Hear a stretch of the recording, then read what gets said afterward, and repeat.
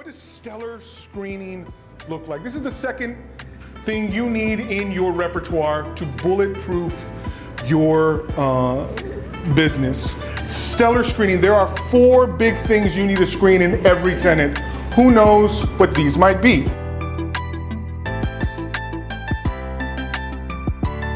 Well, what about their background specifically? Credit for sure.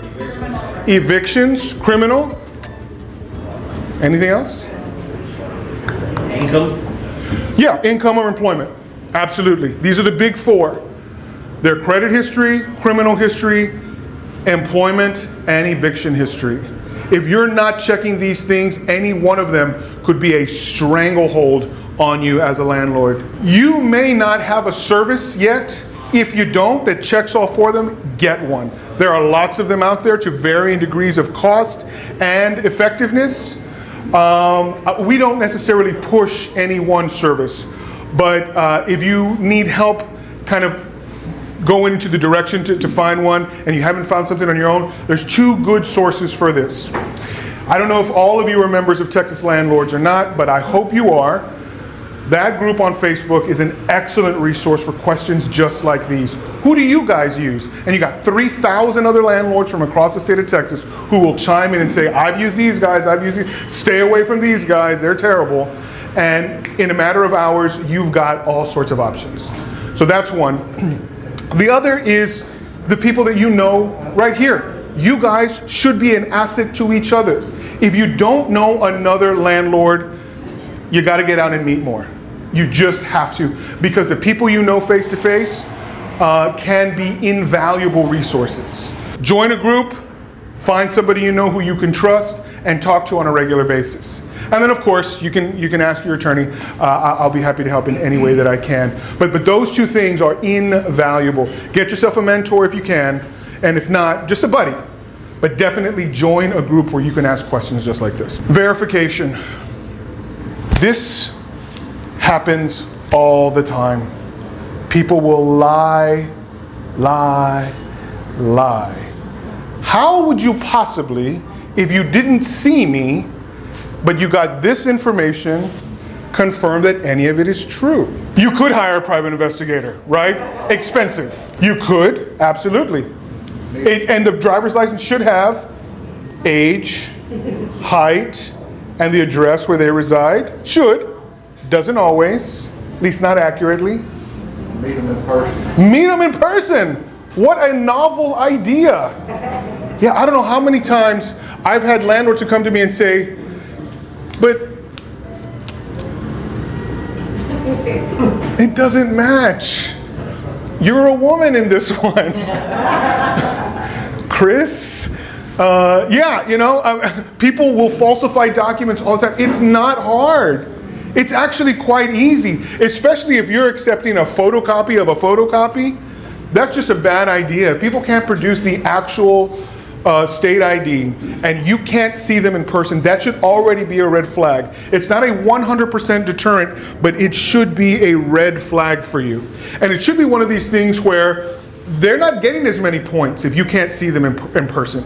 If you can't physically see that ID, they're not scoring as high on your criteria. Doesn't mean it's an absolute no, but you must consider this because people lie. Landlords, as always, we welcome you to follow us on our Instagram page. If you're not a member yet, join us on Facebook. And if you enjoy what you see here, give us a thumbs up. Click that like button. We enjoy that very much. And if you haven't subscribed yet, please consider subscribing. Has anybody in here ever received false employment records? Yes, it happens. For those of you who've never happened, it probably has happened. You just don't know it. They're out there. They are not hard to produce. You can Google. In fact, Google, how do I get a false W-2? How do I get false, how can I make a pay stub? This is very simple technology.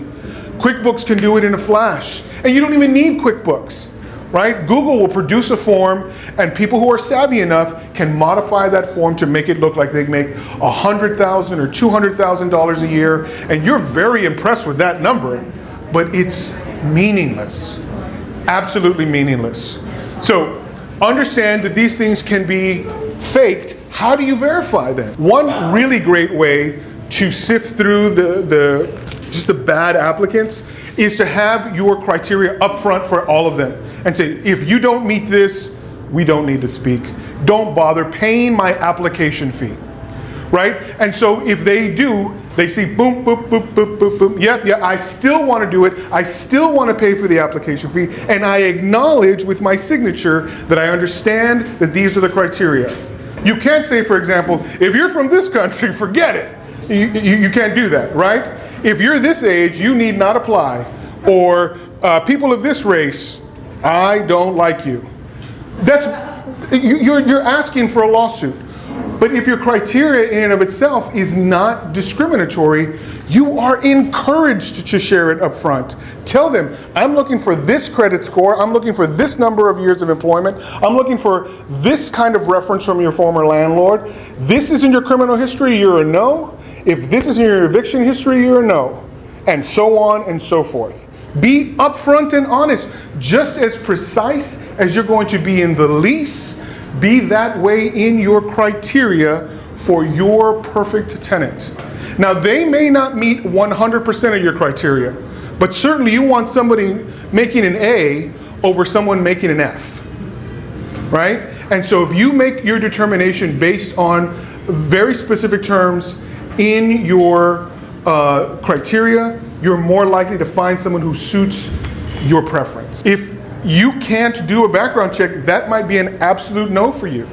And it's not based on their country of origin, it's not based on their status, it's simply based on your inability to confirm their credit or their criminal history sometimes.